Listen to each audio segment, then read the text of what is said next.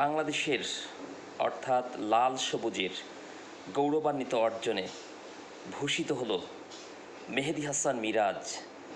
জিম্বাবুয়ের বিপক্ষে 2 ম্যাচের টেস্ট সিরিজে দারুণ অর্থাৎ ট্রিমেন্ডাস পারফরমেন্স ডেডিকেট করায় আইসিসির ইন্টারন্যাশনাল ক্রিকেট কাউন্সিল সেখানকার এপ্রিল মাসের সেরা খেলোয়াড় হয়েছেন বাংলাদেশের অলরাউন্ডার মেহেদী হাসান মিরাজ।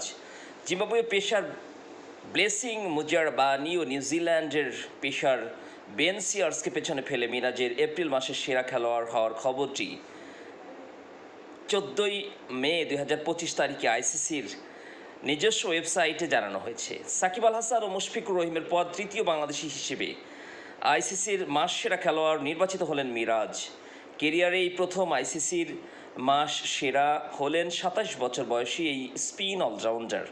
অবশ্যই এটি বাংলাদেশের জন্য, বাংলাদেশের মানুষের জন্য গৌরবান্বিত অর্জন।